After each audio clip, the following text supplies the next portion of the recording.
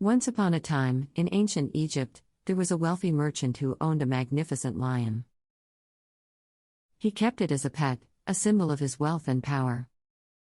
The lion was well fed and pampered, but it was also chained in a small cage, unable to roam free like its wild cousins.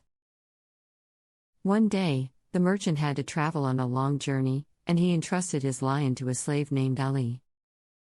Ali was a young man, humble and hardworking, but he was also afraid of the lion. He had never been in close contact with such a ferocious animal before, and he feared for his safety.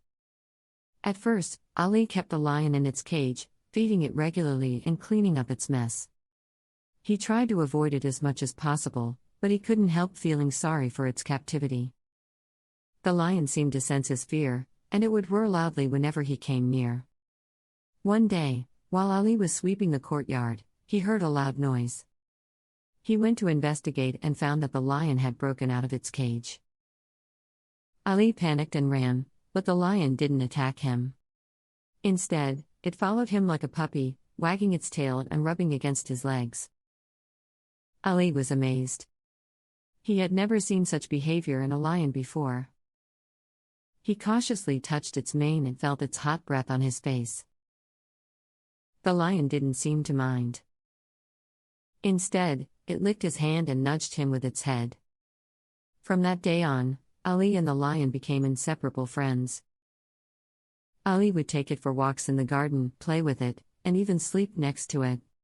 The lion became gentle and submissive under Ali's care, and it would purr like a cat whenever he stroked it. When the merchant returned from his journey, he was surprised to see the lion so friendly with Ali. He had expected it to be fierce and wild, but instead, it was like a giant pet. He praised Ali for his bravery and kindness, and he offered to buy him his freedom. But Ali refused. He told the merchant that he had found a true friend in the lion, and that he would rather stay with it than be free. The merchant was touched by his loyalty, and he allowed Ali and the lion to continue their friendship. Years passed, and the lion grew old and sick.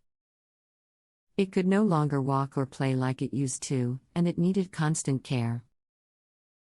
Ali would spend hours every day tending to its needs, feeding it, and comforting it.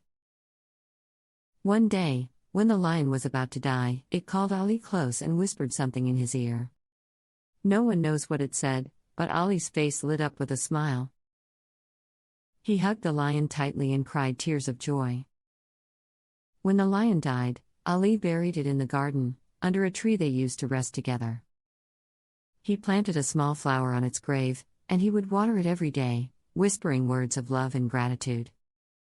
Years later, when Ali himself died, people found a note in his pocket. It was his last will and testament. It read, "I leave my all to the lion, for it has taught me the true meaning of courage, loyalty, and